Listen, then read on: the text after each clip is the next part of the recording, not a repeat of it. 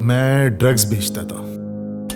24-25 साल की उम्र बड़ी खतरनाक होती है, ड्रग्स बेचकर बहुत कमा लेता था। स्पेशली उन केसेस में जब आप अपने करियर में कुछ खास नहीं कर पा रहे हो। बड़े बड़े लोग मुझे पहचानते थे। ऐसे वक्त में नशा आपको अंदर से खोखला बना सकता है। सब पार्टी में मेरा वीआईपी एंट्री होता था। पर अगर इसी का बिजनेस शुरू कर दिया तो आप मेरी तरह जेल भी जा सकते हो। मैंने 6 महीने बिताए उस जेल में, जहां बहुत खतरनाक मुजरिम रहा करते थे, जिसे देखकर अंदर तक रूह कांप सकती है। बहुत खराब लगता है कि मैंने कुछ पैसों के लिए अपने आप को, अपने ज़मीर बेच दिया। एक क्लब में जॉब लगती है जहां काम डीजे को असिस्ट करना था। इमेजिन करो, एक यंग मिडिल क्लास लड़का जिसने ऐसी लाइफस्टाइल देखी क्या सोची भी नहीं होगी।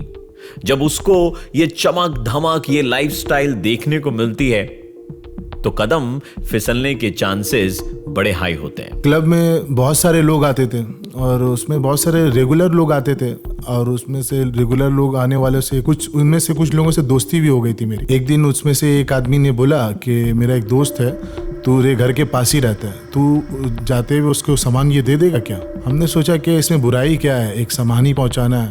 पर जाने अनजाने में मैंने ड्रग बेचना शुरू कर दिया। मुझे कब पता ही नहीं चला। पहले तो हज़ारों में कमाता था, फिर कमाई लाखों में होने लगी। फिर देखते देखते मेरे अंदर का डर ही खत्म हो गया। जो काम एक बार के लिए शुरू हुआ था वो अब हफ्ते का हिस्सा बन गया था।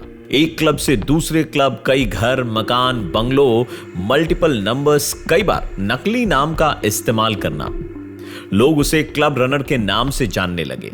सप्लायर्स एंड क्लाइंट्स के बीच वो ब्रिज बन गया था। क्लाइंट तो मेरे बढ़ते जा रहे थे और बड़े लोगों के साथ बहुत उठना बैठना भी होने लगा। मैं लोकल के साथ साथ फिर इंटरनेशनल भी स्टफ रखने लगा। चोरी एक न एक दिन पकड़ी जाती है। इनकी लाइफ में भी एक ऐसा ही मोड़ आया। मुझे बहुत अच्छे से याद है कि मैं क्लब से निकल रहा था और माल डिलीवर करने के लिए निकल रहा था, तो सामने से देखा 4-5 पुलिस वाले आ रहे हैं मेरे तरफ। ऐसे तो मैं कभी डरता नहीं, मगर उस दिन पुलिस को देख के मुझे पसीना आने लगा और ऐसा लगा कि पुलिस मेरे तरफ ही आ रही है। और ऐसे ही हुआ। किसी ने पुलिस को मेरे नाम की टिप दी थी और मुझे ड्रग के साथ पुलिस ने पकड़ा और NDPS के तहत मुझे जेल जाना पड़ा। अपने किए की सजा भुगतने के बाद इसने पलटकर कम से कम अभी तक तो इस रास्ते को दोबारा नहीं अपनाया है। जेल में बहुत खराब लाइफ थी।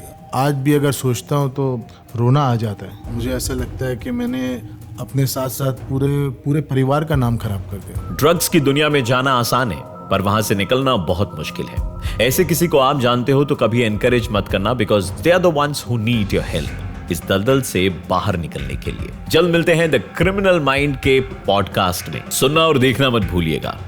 इस शुक्रवार भी द क्रिमिनल माइंड में इंडिया के डार्केस्ट क्राइम का एक और किस्सा, सिर्फ मेरे यानी प्रवीण के साथ।